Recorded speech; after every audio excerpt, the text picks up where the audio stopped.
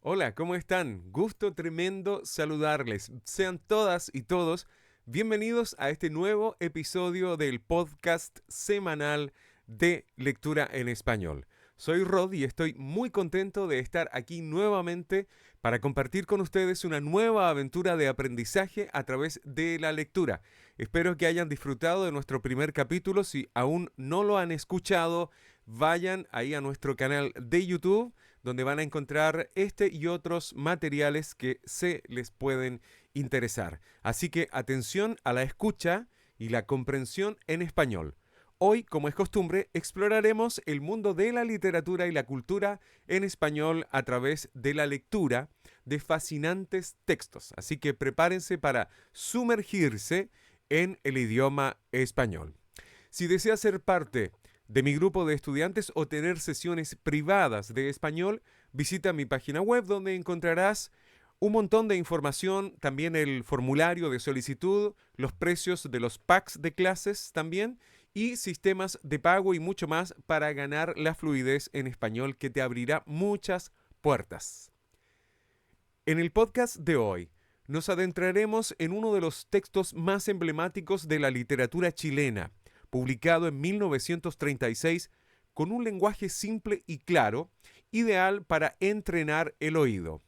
Nos habla de la idiosincrasia, la recién descubierta Patagonia, su historia, leyendas y mitología. Sé que han escuchado sobre Isabel Allende, sobre Gabriela Mistral, Pablo Neruda, etcétera, pero no son los únicos que merecen ser considerados relevantes dentro de nuestra literatura. Hay muchos otros. Les leeré un pasaje de la novela La ciudad de los Césares, de Manuel Rojas, donde podemos apreciar la riqueza del lenguaje español, descripciones sencillas, pero que nos plantean paisajes muy profundos entrelazados con el determinismo típico de la obra de este autor. Manuel Rojas es bien conocido por su obra Hijo de Ladrón. Sin embargo, en esta obra, La ciudad de los Césares, encontramos interesantes detalles de la Patagonia, su historia, sus trágicos acontecimientos y de cómo la búsqueda de El Dorado, la ciudad de oro, no solo se circunscribe a la selva de Latinoamérica o de América Central. Más bien, la soledad, los paisajes fríos, húmedos, de este fin del mundo, los indígenas, el hombre blanco que llega a este territorio al extremo de producir este exterminio de pueblos y muchos otros detalles contados, todos en un lenguaje sencillo y atractivo para cualquier lector de español básico o avanzado, para un buen entrenamiento auditivo y de comprensión. Después de la lectura, analizaremos brevemente los elementos claves del texto, explorando su vocabulario, estructura gramatical y algunos significados culturales, o también los iremos viendo a medida que avanzamos. Así que estén atentos para profundizar en la obra y enriquecer su comprensión en español. Como siempre, les invito a participar activamente en nuestro podcast. Después de la lectura, les propondré algunas preguntas para reflexionar sobre el texto y practicar su comprensión auditiva. Espero que estén listos para este desafío divertido y estimulante en español. Bien, no olviden de suscribirse y hacer comentarios más abajo. Atención.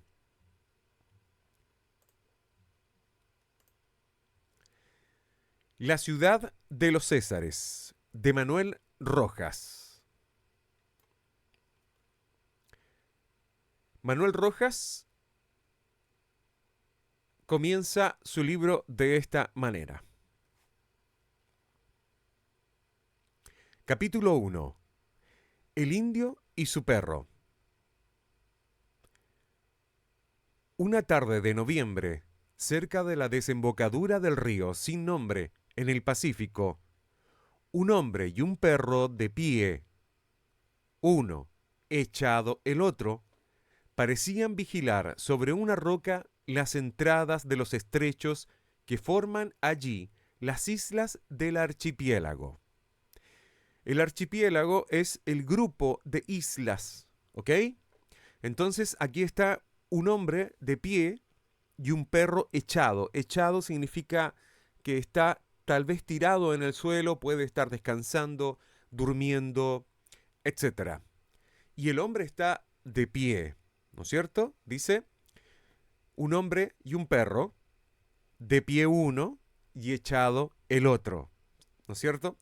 Parecían vigilar, otear, observar, poner atención en lo que están viendo. Parecían vigilar sobre una roca las entradas de los estrechos que forman allí las islas de los archipiélagos. ¿Cuáles son los estrechos? Cuando algo es abierto, lo contrario sería estrecho, ¿ok? Los estrechos. Es muy conocido el estrecho de Magallanes, por ejemplo, de este descubridor y navegante. La soledad y el silencio cercaban al hombre y al perro. Lo cercaban, lo dejaban encerrado, igual que el estrecho. Al frente de ellos, el mar y las islas. A sus espaldas, los altos picachos nevados y las tierras inexploradas aún. Parados sobre la roca, agitados por el viento y salpicados por el rocío de alguna ola que reventaba con fuerza, vigilantes, inmóviles, o sea, estaban muy quietos, atentos, era lo único humano que alentaba por allí. Alentar es dar ánimo, ¿ok? Entonces estaban estos dos personajes parados frente al mar, frente al archipiélago, al estrecho, es decir, con una visión de los canales del mar entre las islas. ¿Ok? Indio, dijo el hombre, ¿no viene el amo? El perro levantó la cabeza y miró al hombre. Se miraron unos instantes y el animal, volviéndose hacia el mar, ladró furiosamente, echándose luego a los pies del que lo interrogaba. Es decir, se puso a ladrar. Wow, wow, wow, wow, o barf, bark. ¿Ok? Muy fuerte. Lo miró, ladró hacia el mar y se echó de nuevo a los pies del que lo interrogaba. ¿Quién lo interrogaba? El hombre era alto, muy bien formado. Atención con esto, es una descripción de un indígena o de un indio de esta zona de la Patagonia. El hombre era alto, muy bien formado. Su rostro tenía un suave color aceituna pálido y sus facciones, aunque no bien proporcionadas, no eran desagradables. Pelo negro, laxo y recio, ojos negros también, algo sesgados, nariz ancha, pómulos un tanto salientes y la boca de labios gruesos. Su cara, a pesar de aquellos duros rasgos que acusaban un origen indio, daba una impresión de bondad. Era un hermoso ejemplar, uno de los últimos de la raza que pobló antiguamente la Tierra del Fuego. La raza Ona o la Ona. Ona se refiere a esta raza de indígenas que vivieron por miles de años en la Patagonia. Hasta el día de hoy todavía hay familiares, personas vivas que todavía marcadamente en su cara, muy claramente, tienen ADN de estos indígenas, ¿ok? Vamos a revisar un poquito esto. Dice que, ¿cómo era el hombre? El hombre era alto, muy bien formado, o sea, tenía buena presencia, buena forma física, y su rostro tenía un suave color aceituna. ¿Cuál es el color aceituna? La aceituna es la oliva, ¿ok? Y el verde oliva es un verde oscuro, ¿ya? Poco vivo, muy apagado, oscuro, y es el típico color de las aceitunas o las olivas, ¿ya? Pero este era un color aceituna pálido, o sea, era un color aceituna, pero más bien pálido. Pálido es más blanco. Y sus facciones, es decir, sus formas, aunque no bien proporcionadas, no tenían proporciones tan, tal vez, acercándose al ideal de belleza, dice que no eran desagradables. Pelo negro, laxo y recio. Laxo significa que es blando, ¿ok? Eso es laxo, esto es rígido, tieso, laxo. Ojos negros también, algo sesgados, así como más achinaditos, como decimos acá en Latinoamérica, achinaditos, sesgados. Nariz ancha, la nariz ancha, yo tengo una nariz ancha. Pómulos un tanto salientes, pómulos, ¿no es cierto? Salientes, es decir, buscan salir, y la boca de labios gruesos, ¿ok? Su cara, a pesar de aquellos rasgos duros, se consideran rasgos duros porque tal vez difieren un poco del modelo al que nosotros, la cultura occidental, está más acostumbrada, ¿no es cierto? A pesar de eso, dice que era un hermoso ejemplar, uno de los últimos de la raza que pobló antiguamente la Tierra del Fuego, la raza Ona. Continuamos. Calzaba altas botas, pantalón y chaqueta de pena amarilla oscura cubrían su cuerpo, y en la cabeza, a falta de sombrero, llevaba un pañuelo que sujetaba su cabellera. Colgada al hombro, llevaba una carabina y de su cinturón prendía un machete de monte.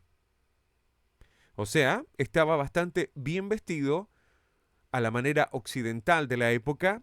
O sea, era un indígena, pero que al parecer tenía una importante relación con la cultura que invadía, digamos, o que estaba colonizando ese sector de la Patagonia, ¿no es cierto?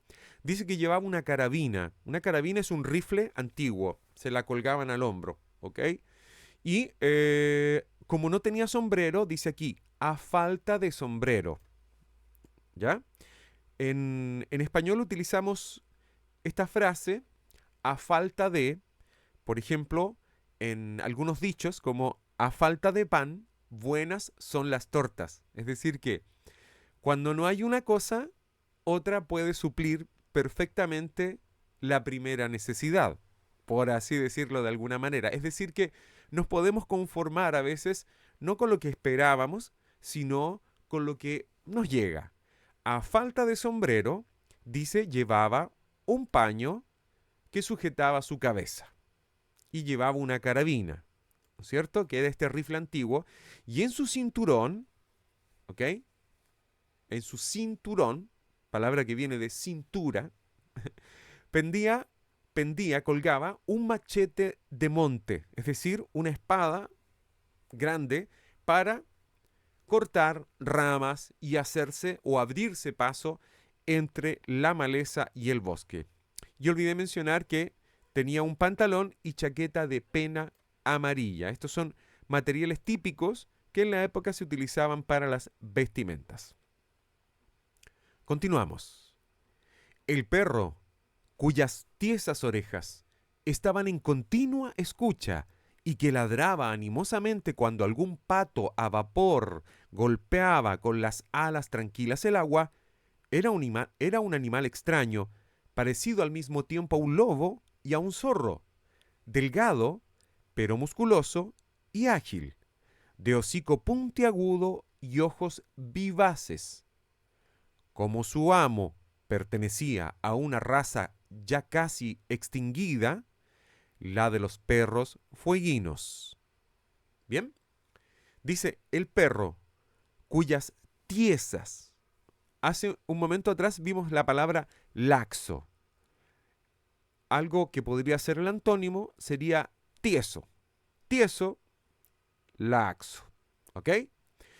Puede ser el pelo, puede ser una prenda de vestir, incluso puede ser el carácter. A veces podemos definir a una persona, por ejemplo, con una forma de ser laxa, ¿ya? O pueden ser incluso las palabras. Puede ser incluso el contenido de algo subjetivo, laxo, tieso, rígido, ¿ok? Son antónimos y son palabras que hasta el día de hoy se utilizan. Estamos viendo un lenguaje bastante común. Aquí no hay tantas palabras raras, ¿ok? Palabras difíciles. Son palabras que hasta el día de hoy, a pesar de ser un libro escrito en 1936, todavía se utilizan bastante. Bien, aquí hay una descripción del perro que decía que tiene orejas tiesas y que estaba en continua escucha. Continua escucha, está escuchando todo el tiempo. Y que ladraba animosamente. ¿Ah? Tenía ánimo para ladrar, es decir, lo hacía todo el rato y con muchas ganas. Cuando algún pato a vapor golpeaba con las alas las tranquilas aguas del río. El pato vapor o pato a vapor es una especie que se le denomina de esa manera por estos lares, por estas tierras, ¿ok? Es decir, en ese sector de la Patagonia especialmente hay varios tipos de patos que durante ciertas épocas del año están en esos territorios. Bueno, el perro dice que era un animal extraño, parecido al mismo tiempo a un lobo y a un zorro. O sea, el perro en sí tenía la apariencia de estos dos animales un poco. Dice que era delgado, ¿ya? Podría haber sido un perro muy gordo, pero no, era un perro delgado, pero musculoso y ágil. Es decir que, no por ser delgado, era débil, ni era laxo, o era flojo, o sin ánimo, sin fuerza. No, era delgado, pero musculoso y ágil, de hocico puntiagudo, ¿ya? De hocico puntiagudo, con punta, y ojos vivaces, como su amo. Él también, el perro, igual que el amo, pertenecía a una raza ya casi extinguida, la de los perros fueguinos. Es decir, que aquí el autor, al final de este capítulo, nos está diciendo que tanto el perro como el amo, o el humano y el animal, ambos pertenecían a razas que estaban ya extinguiéndose.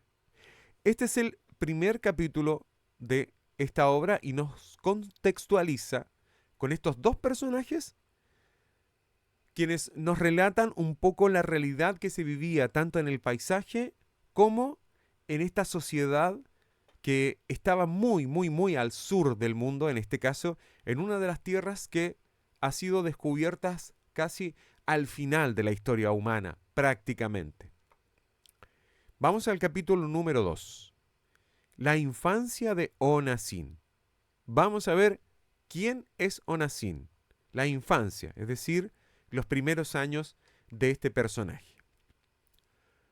Onassin nació en Onayusha, costa de las Anas, tierra del fuego, o costa de los Onas.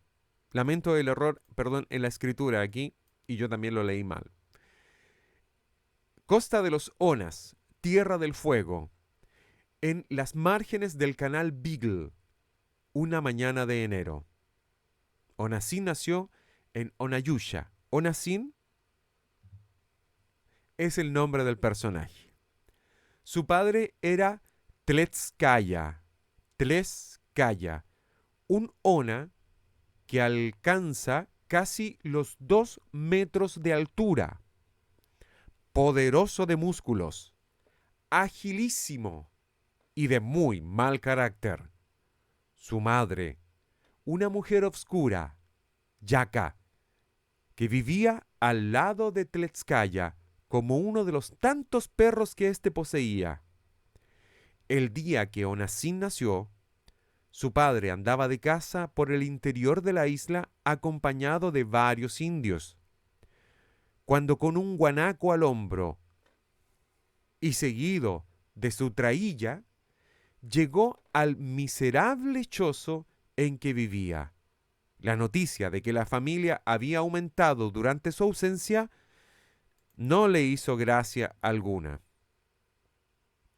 Bueno, el padre de Onassin, el personaje principal con el que comenzamos el capítulo 1, era Tleskaya. Y Tleskaya era un ona que alcanzaba casi los 2 metros de altura. Es decir, era muy alto. ¿Ya? Recuerden que una de las cosas que primero se dijo cuando llegaron los españoles a colonizar y a conquistar el sur de Latinoamérica, y en este caso la Patagonia, justamente le denominaron de esta manera Patagonia, porque pata en español se le dice al pie, ¿ok? La pata, pero se le dice a la de los animales. Patagonia. Gonia lo relacionamos con grande, o sea que tenían los pies grandes. No eran indígenas pequeños, ¿ok? Los patagones, en la Patagonia eran, al parecer, en su mayoría, seres, hombres y mujeres bastante grandes, ¿ok? Patagones. Recuerden que tomo mate mientras les leo. El mate, ya les conté, es una bebida muy conocida en Latinoamérica y que tomamos constantemente. No lo hace todo el mundo y muchos turistas a veces les llama mucho la atención esta costumbre que tenemos. Es muy amargo, es una hierba que no se toma con azúcar y, como les decía el otro día, se toma con el agua sin hervir. Muy caliente, pero sin hervir. ¿Ok? Vamos a continuar con la lectura. Bien, y este hombre, este indígena, vivía con una mujer, pero al parecer la mujer no era tratada de la manera como acostumbramos en nuestra sociedad más moderna. Parece que era tratada, dice acá, como uno de los perros, es decir, como otro de los tantos perros que poseía. Dice, la madre de Onassin, una mujer obscura, ¿ya? Llamada Yaka, vivía al lado de Tletskaya como uno de los tantos perros que éste poseía. Era la realidad tal vez de la sociedad o de esta pequeña familia o grupo. El día que Onassin nació, su padre andaba de caza, es decir, andaba cazando, y decía que venía con un guanaco al hombro. ¿Qué significa ir con algo al hombro? Significa que lo traía encima del hombro, pues lo había cazado, al parecer, hace muy poco. ¿Bien? Y dice que cuando llegó, o cuando supo la noticia de que la familia había aumentado durante su ausencia, es decir, que cuando él no estaba, la familia aumentó. La mujer estaba embarazada, por lo tanto ahora él, al llegar, se enteraba de que ya había nacido otro integrante de su familia. Continuamos.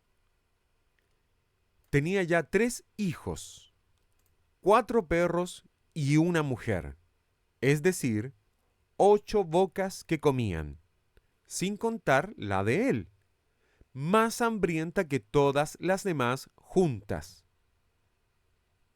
Dice, ya tenía 3 hijos, 4 perros y una mujer, es decir, 8 bocas que comían, sin contar la de él, o sea, la suya, más hambrienta que todas las demás juntas.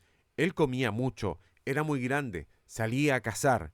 Seguramente tenía un gran físico y ocupaba mucha energía, por lo tanto, él consideraba que comía más que todos los demás. La caza no es la casa donde viven. La caza se refiere al acto de cazar. Cazar, ¿ok? Salir a atrapar los animales para traerlos y comerlos. La caza era más difícil de día en día, ¿ok? A medida que pasaban los días, cada vez era más difícil cazar. Los hombres blancos aumentaban en la isla en número y rapacidad. Rapacidad.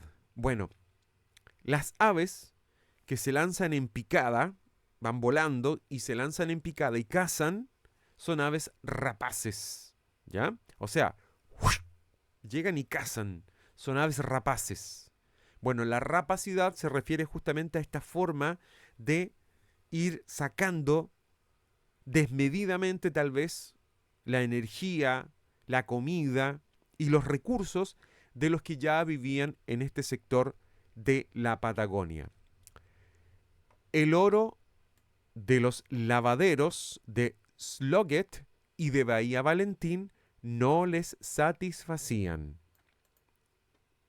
Es decir, que buscaban oro, pero ese oro que encontraban en estos dos lavaderos, los lavaderos son los lugares en donde se lava el oro, puede ser un lavadero de ropa, puede ser un lavadero de loza, ¿ya?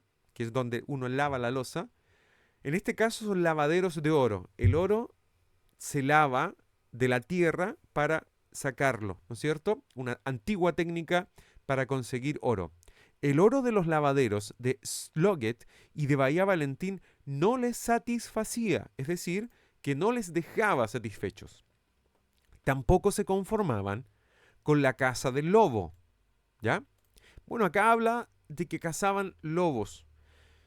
No sé, no estoy muy seguro de si existían lobos en ese lugar, en esa época. Tal vez se referían a otra especie similar, pero sí habían zorros. Eso sí, hasta el día de hoy hay zorros. Y no es difícil encontrarse con zorros en esta parte de lo que llaman Patagonia, aquí en la Araucanía, ¿ya? Robaban al indio sus perros y a veces a sus niños y sus mujeres. Y lo empujaban hacia el mar. Es decir, en el territorio más alejado de la costa, los hombres se adentraban y utilizaban su fuerza, su dominio y sus armas para expulsar, empujar al indígena, al indio, hacia el mar, ¿cierto? Más allá del canal del Beagle, más hacia el sur, hacia las islas inclementes cercanas al Cabo de Hornos o a las desoladas de la salida occidental del Estrecho de Magallanes. Es decir, los empujaban hacia los sectores más desprotegidos, como quitándoles el espacio más fácil de habitar. Y después dice, con signos de exclamación, ¿ok? Dice, y todavía, como si todo eso no fuera bastante, le nacía un hijo más. ¿A quién? ¿A quién? A nuestro personaje Tletskaya. ¿Quién le nació? Le nació Onacin. Onacin nació una mañana de enero. Nos perdimos, a ver, aquí estamos. Ahí está, una mañana de enero. Disculpe, estoy un poco resfriado o ya saliendo del resfrío. Bien, eso es lo que nos detalla hasta este momento el autor. 15 días después, es decir, a los 15 días que ya nació Onacin, Tletskaya cogió a su hijo en brazos y lo llevó a la orilla del mar. Y sacándolo de la bolsa, lo sumergió desnudo en el agua. Con 15 días de nacido, en un lugar tan apartado de la civilización, un bebé recién nacido lo sacan de la bolsa, en este caso la ropa que lo cubre, y lo meten al agua. Esa agua no está tibia, no está caliente, ¿ok? Tenemos frío, tibio, caliente. Caliente, frío, opuestos. Este niño debe haber sentido mucho frío y tal vez su vida puede haber corrido un gran riesgo al introducirlo al agua. Sin embargo, Tletskaya cogió a su hijo en brazos, lo llevó a la orilla del mar y sacándolo de la bolsa lo sumergió desnudo en el agua. Se lo entregó después a su madre. No murió. Llamó a los perros y se marchó hacia el interior de la isla. Con esta ceremonia purificadora, que no logró matarlo, es decir, que el bebé no murió, Onassin quedó incorporado a la vida social de la isla. El autor aquí nos quiere contar que parte de las costumbres de los Onas, por ejemplo, eran tomar al bebé quizás a los 15 días de nacido, llevarlo al mar y meterlo en el agua fría. Si el bebé no moría, significaba que había sido purificado, es decir, limpiado, pues el frío, el territorio, no le quitaba la vida, no lo mataba. Así que dice acá que quedó incorporado a la vida social de la isla. Recién ahí, Onassin pasó a ser un Ona más. Su infancia se deslizó de manera espléndida, a pesar de lo que acabamos de ver, de que parecía muy oscuro, muy triste todo. Un padre que a lo mejor parecía malo, no muy cariñoso, lo tomó a los 15 días de nacido y lo sumergió en el agua fría para ver si se moría. Como no murió, quedó purificado y ya podía ser parte de la tribu, del grupo de Onas. Y a pesar de eso, que puede ser como muy difícil de comprender para nuestra cultura, tuvo una infancia bastante espléndida, es decir, que tuvo una muy buena infancia. A los 2 años ya tenía nombre, o sea que no le daban el nombre de inmediato, no le ponían un nombre, no lo nombraban de inmediato, sino que tenía que hacerse parte de la sociedad para tener recién un nombre. ¿Ok? Eso no está en los derechos humanos. Se le pusieron al cuello lindos collares de conchas. ¿Ya? Las conchas son donde están los moluscos dentro. ¿Ok? Las conchas. Ahí viven los moluscos. Se colgaban collares de conchas. Y se le pintó el rostro de rojo y blanco. Crecía mimado por la ternura materna. Esto es curioso porque dice que su mamá era una mujer oscura, pero acá dice que creció mimado por la ternura materna. Mimado significa que está protegido y con mucho cariño alrededor. Mimado viene de mimos, de mimos, ¿ok? Y que dice que creció mimado por la ternura materna, la ternura de su madre, sin cuidarse del gran Tletskaya. Es decir, no le tenía miedo a su papá y dice que tampoco se cuidaba de él. O sea, los dos, al parecer, no se tenían miedo entre padre e hijo, hijo y padre. Cuando empezó a dar pasitos y a balbucear, bla, bla, bla, bla, balbucear, cuando comenzó a dar pasitos, a caminar, pasitos son pequeños pasos, y a balbucear algunas de esas largas palabras de la lengua Ona, comenzó la primera educación.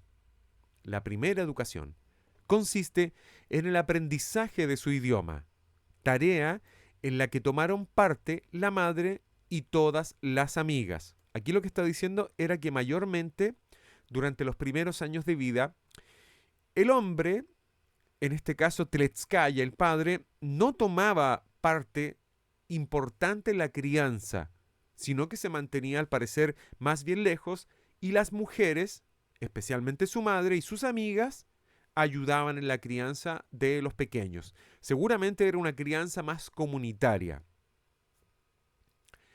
Al cumplir los 5 años era ya todo un hombre. Ese punto me parece que está no muy bien ahí. Lo lamento. al cumplir los 5 años era ya todo un hombre. Era ya.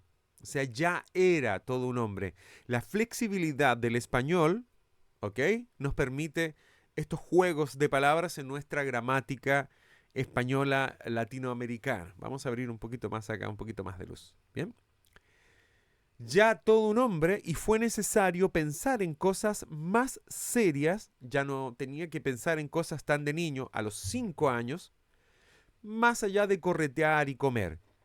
Tenía toda clase de preeminencias. Ojo con esto. Preeminencias, es decir, como algunas ánfulas. Tenía varias como privilegios, por así decir, ¿ya? Al cumplir los 5 años era ya todo un hombre y fue necesario pensar en cosas más serias que corretear y comer. Tenía toda clase de preeminencias, es decir, cosas más importantes todavía. Según el concepto familiar ONA, un niño de 5 años, por el solo hecho de ser varón y de tener 5 años, era muy superior a su propia madre. Un niño, por el solo hecho de ser varón y tener 5 años, era, dice, muy superior socialmente a su madre. Fue entonces cuando empezó a preparársele para la alta misión que le estaba deparada a todo indio.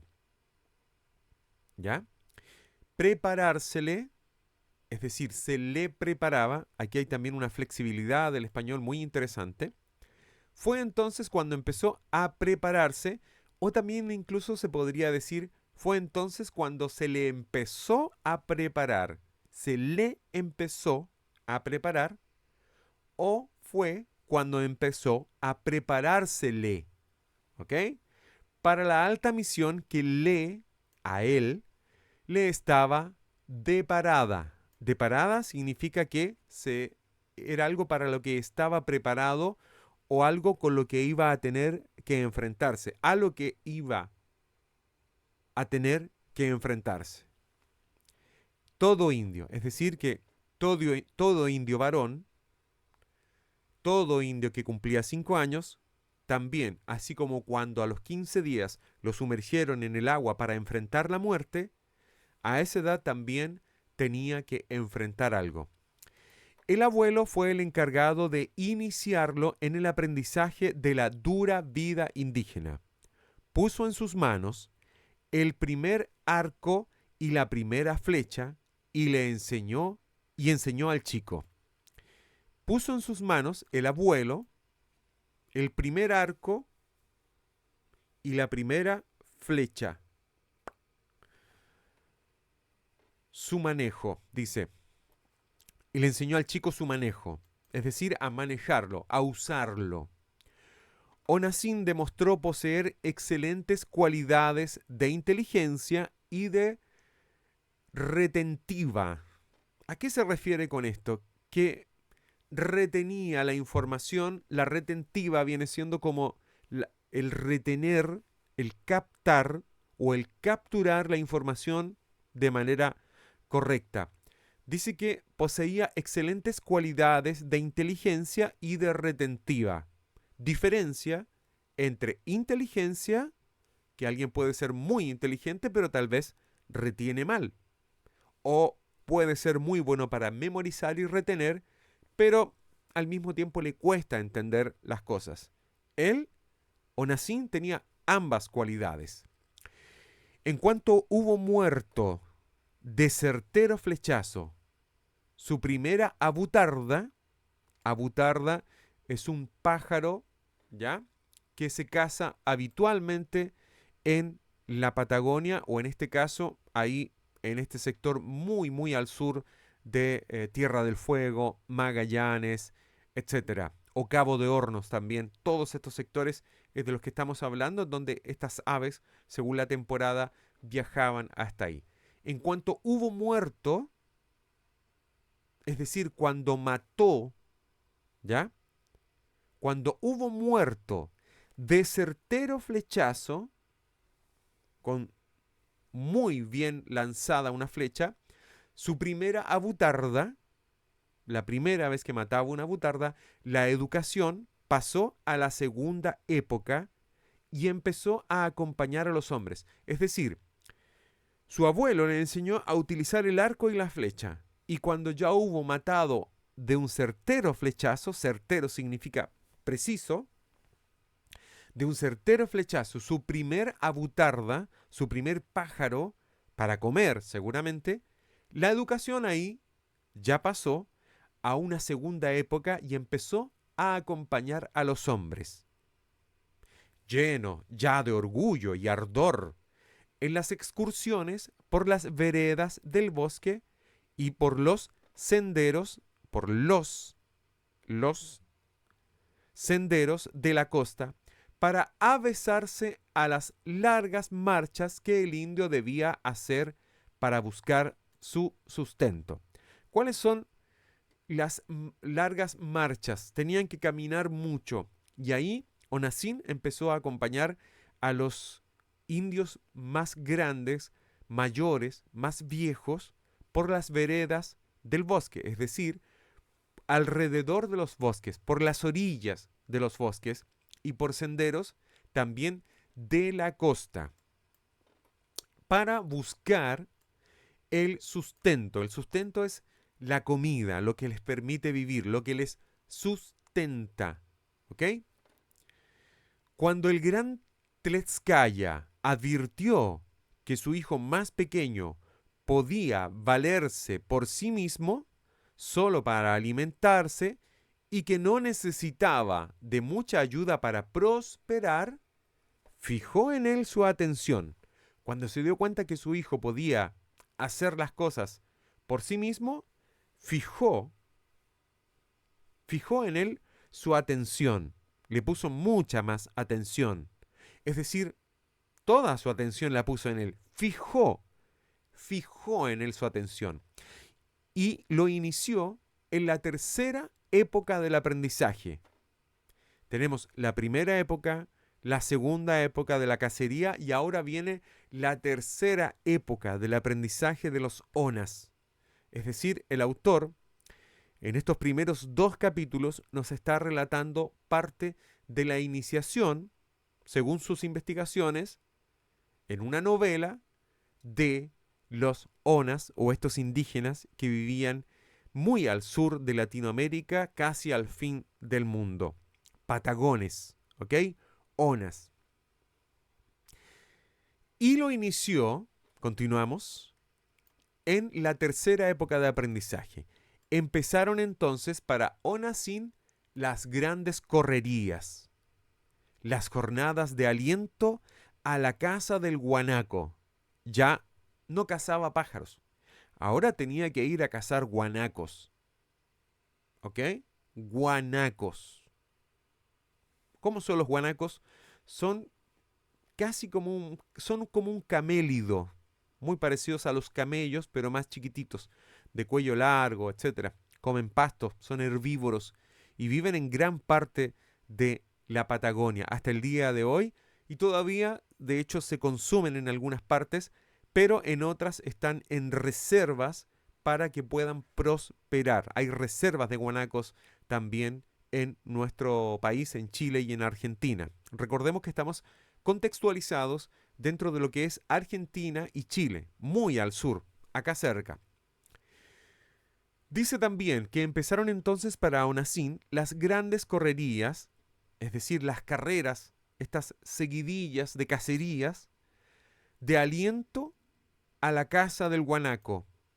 Es decir, que de aliento no eran fáciles, eran muy exigentes estas jornadas de cacería, en las cuales el joven Ona dio principio al adiestramiento de sus instintos y de sus sentidos.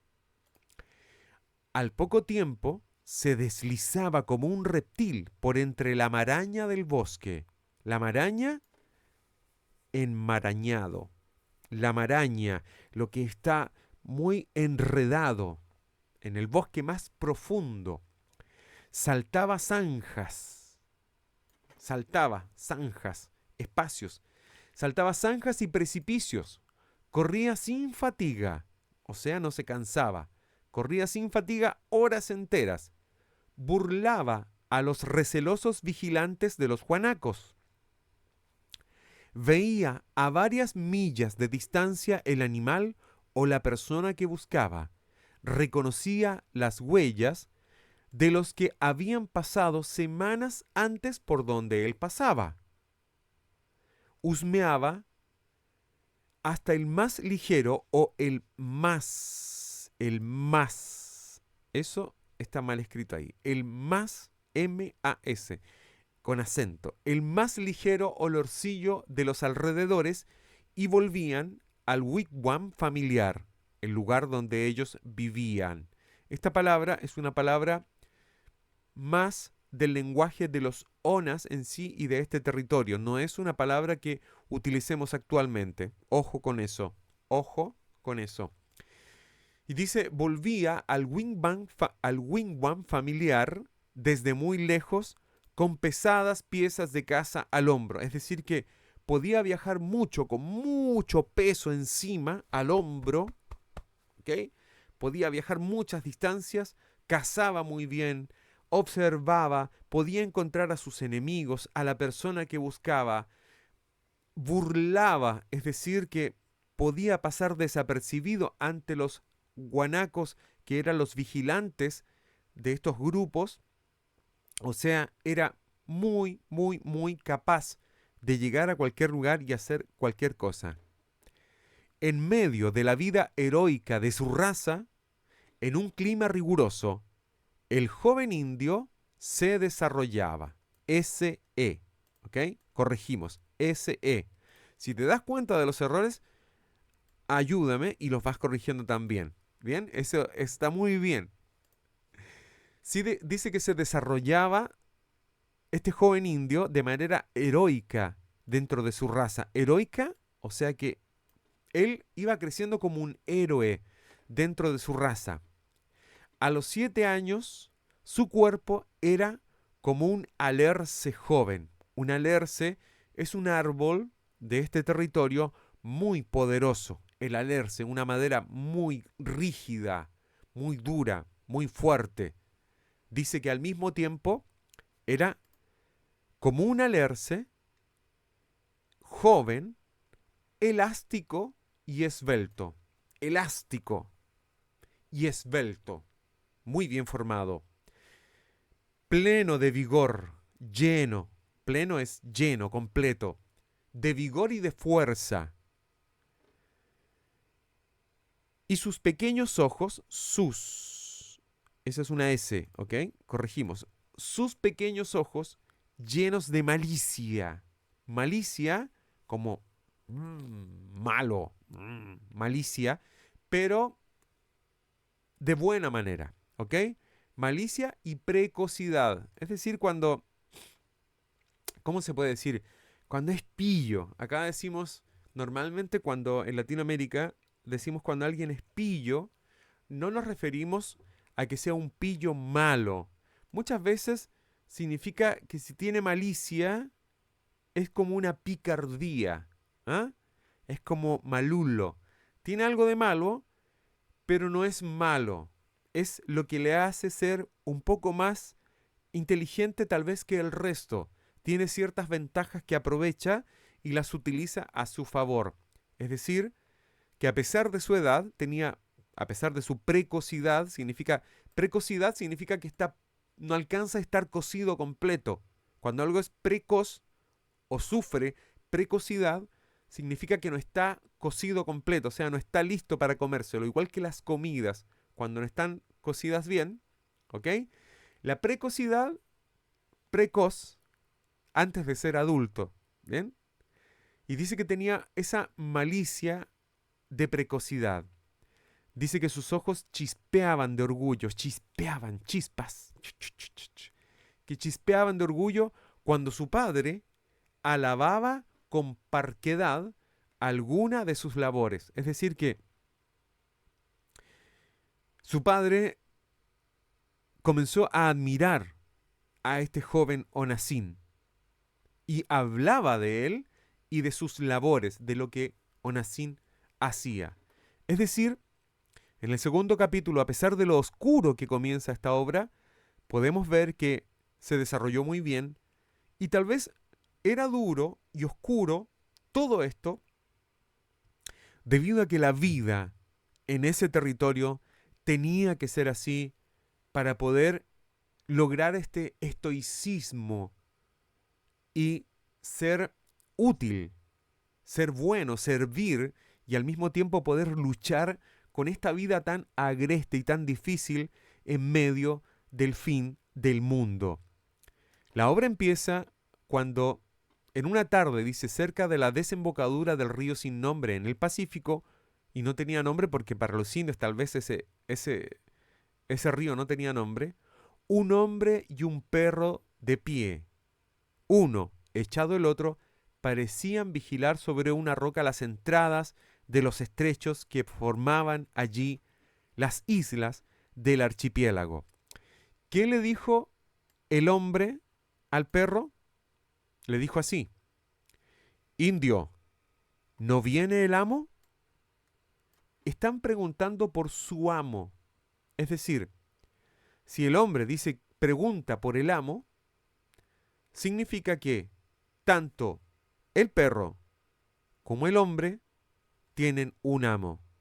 Es decir, que Onassin era en cierta forma, tal vez, un esclavo de otro hombre.